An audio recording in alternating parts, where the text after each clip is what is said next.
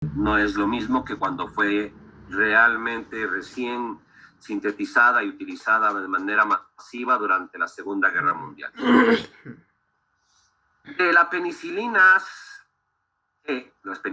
que pueden ser administradas por vía parenteral, hay que tener en cuenta lo siguiente. A ver, por una parte, las penicilinas en general como grupo farmacológico no solamente que se filtran a nivel glomerular, sino que también se secretan a nivel tubular. ¿Esto qué condicionaría? Condicionaría que la curva de concentración plasmática disminuya más rápidamente, porque este FU que van a tener, esta vía de eliminación predominantemente renal, va a condicionar, al tener dos rutas de excreción renal, que la concentración caiga. Y entonces, una de las cosas que puede ocurrir es que para disminuir la excreción urinaria y permitir una mayor duración de la curva de concentración plasmática, se las combine justamente con un inhibidor del sistema de secreción de aniones como el probenecid. Va a ser una sustancia que se la puede incorporar o añadir en la formulación. Por otra parte, hay que tener en cuenta que podríamos tener, sí, penicilina que puede ser administrada por vía intravenosa. Sin embargo, actualmente esto ya no se lo utiliza per se porque la cristalina prácticamente es ineficaz. Tendríamos que dar dosis extremadamente altas para incluso cubrir microorganismos relativamente sensibles, ¿no? Sin embargo, sí han quedado formulaciones de depósito intramuscular.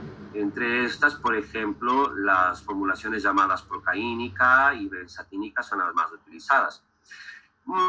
La curva de concentración plasmática de estas, sí, es verdad, suele ser diferente. No tengo una gráfica de esto en este momento, pero lo que tendríamos es que la penicilina G-benzatínica suele tener un ascenso más lento y una duración más prolongada en la curva de concentración plasmática. Esto también determina de que sea considerada de depósito y hace una cobertura que puede alcanzar tranquilamente el mes post-administración. En otras palabras, daría una cobertura antibacteriana de un mes. ¿Para qué es importante esto, acordarnos? Porque esquemas anteriores hablaban, por ejemplo, que si quieres tratar una infección en garganta causada por estreptococo beta hemolítico, una faringoamigdalitis, un esquema antiguo significaba dar 1 millón de procaína, 2 millones, 3 millones, o sea, 1 millón diario, 3 inyecciones intramusculares dolorosas. Y después una de depósito más prolongado como la benzatínica. Esto no tiene sentido, esto es absurdo, porque no necesitas realmente poner al paciente en esta situación de estar sufriendo. Le haces millonario y no vas a conseguir mayor ventaja realmente. Hay que acordarnos lo siguiente. Aquí, recuerden lo que era la concentración inhibitoria mínima para el crecimiento bacteriano, el CIM. La concentración mínima inhibitoria del crecimiento bacteriano. Y esto va a ocurrir absolutamente con todos los antibióticos. ¿Se acuerdan de lo que era la concentración mínima eficaz en la curva de concentración plasmática, imagen terapéutica? Bueno, vamos pensando que eso va a tener una relación directa con lo que va a ser la concentración inhibitoria mínima. Los antibióticos, recuerden que para fluctuar en la curva podríamos dar dosis más altas a intervalos mayores. Por lo tanto, con los beta-lactámicos y con la mayoría de antibióticos hacemos esto. Damos dosis más altas para dar intervalos más cortos. Y por lo tanto, de entrada, incluso por vía oral, las concentraciones suelen estar muy, muy por arriba de lo que sería la mínima eficaz. Y por lo tanto, esta ya de entrada que englobaba y que estaba ya cubriendo la concentración inhibitoria mínima, va a permitir el efecto antibacteriano. ¿Ok? Volviendo al asunto de las de depósito, aunque colocáramos una penicilina benzatínica de depósito y la curva fuera lenta y progresiva, aunque sea lenta, cuando esté justamente ya en concentración plasmática, sus niveles plasmáticos van a ser más altos de lo que sería el nivel de la concentración inhibitoria mínima para el crecimiento bacteriano. ¿Me entienden? De ahí que una sola dosis de penicilina G benzatínica intramuscular puede ser suficiente para hacer el tratamiento de estreptococo beta hemolítico. Estoy hablando específicamente del estreptococo beta hemolítico. Si pensáramos que las bacterias son como saiyajines, o sea, el estreptococo beta hemolítico es algo así como el Yamcha, ¿ok? Entonces, es marica, entonces ese es fácil de matar, ¿ok? Bien, y entonces ahora que me entendieron con el ejemplo del pobre Yamcha, ¿sí? El neumococo ya sería un Krillin, algo así. Hay que acordarnos de esto para que no estén cayendo en esto de dar 1.000.000 y luego 1.200.000 unidades intramusculares. No, es suficiente un solo pinchazo para faringoamigdalitis. ¿Estamos claros? Como las anteriores eran de espectro reducido, luego y eran lábiles a la acidez gástrica, después se desarrollaría, por ejemplo, una penicilina V. La penicilina V ya era resistente al ácido gástrico y permitía su administración por vía oral. Sin embargo, el espectro antibacteriano sigue siendo similar al de la penicilina G. Luego vendrían otras penicilinas, que ya les vamos a mirar en otra tabla, otras penicilinas también resistentes al ácido gástrico, y que según su espectro fueron cambiando su esquema. Pero estas otras que se dan por vía oral, que ya las vamos a mirar, tener en cuenta que lógicamente se absorberán bien, se distribuyen, pueden alcanzar tejidos, algunas tienen un comportamiento mucho más amigable para lugares en donde hay secreciones, por ejemplo en vías respiratorias. Otras van a tener un comportamiento un poquito más preferente para lo que es cobertura a nivel cutánea, incluyendo el microorganismo. Otras van a tener capacidad de actividad a nivel de líquido, de sistema nervioso central. De entrada, las meninges son muy poco permeables, recuerden. Y claro, o sea, se dice, no, es que tiene que estar inflamada la meninge para que las penicilinas o las cefalosporinas ingresen. Sí, obviamente, pero cuando estén inflamadas las meninges, ya cualquier cosa penetra mejor, hasta la levodopa. Pero no, lo que se hace para el manejo de fármacos para la meningitis, ya vamos a mirar eso, lo leerán, es utilizar aquellas que de entrada, por sí mismas, ya tienen mejor penetración, incluso con meninges que no estén inflamadas, ¿ok? Y todas se biotransformarán de manera discreta a nivel hepático, pero la mayoría se excretan inalteradas por vía renal, ojo, es la principal ruta de excreción. De las cefalosporinas, el comportamiento farmacocinético es prácticamente el mismo. Bien, vamos a acabar de verles a estos fármacos. Y entonces, ¿qué es lo que tenemos?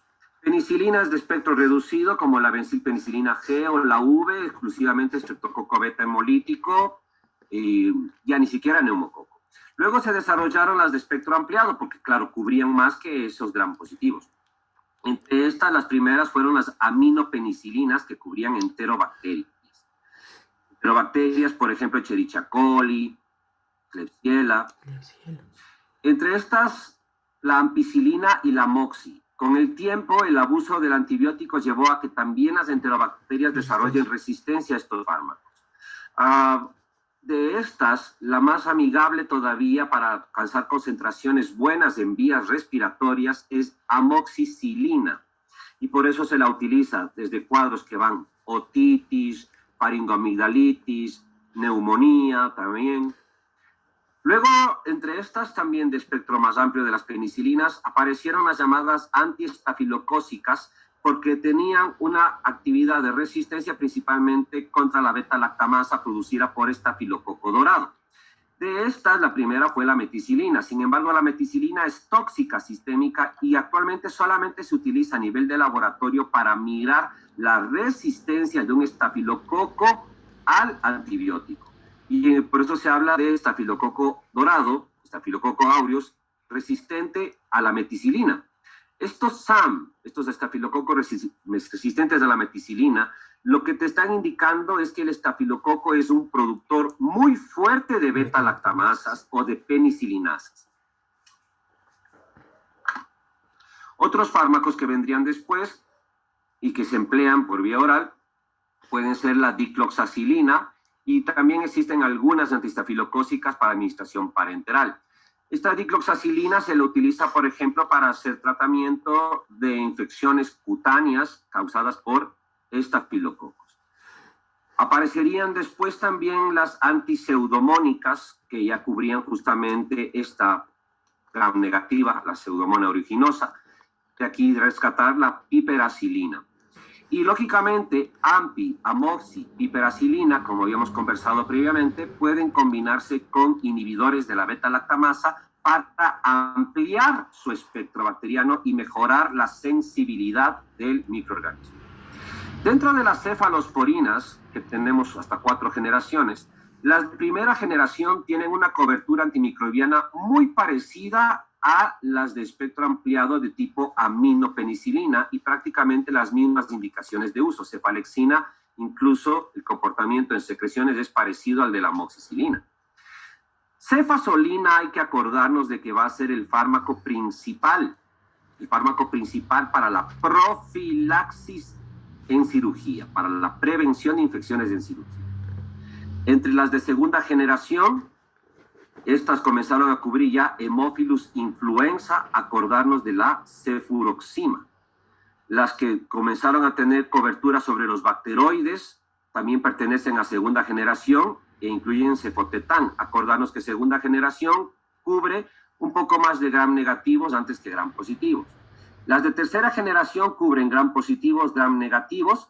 Destacar aquí a la ceftriaxona, que incluso es tratamiento de elección en monodosis contra gonorrea, contra gonococo, y contra pseudomonas la ceftazidima, una ceftazidima que actualmente puede combinarse con el avibactam, que es un inhibidor de beta-lactamasa.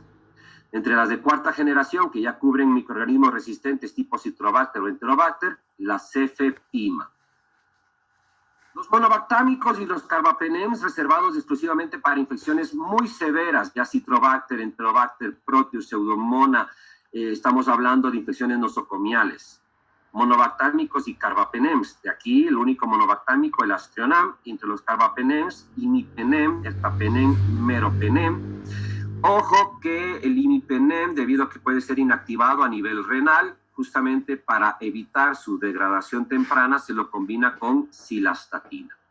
Y de los otros que hemos mencionado, los otros inhibidores de proteína de la pared bacteriana, vancomicina, principalmente reservada para infecciones causadas por estafilococo meticilino resistente, y segunda línea de tratamiento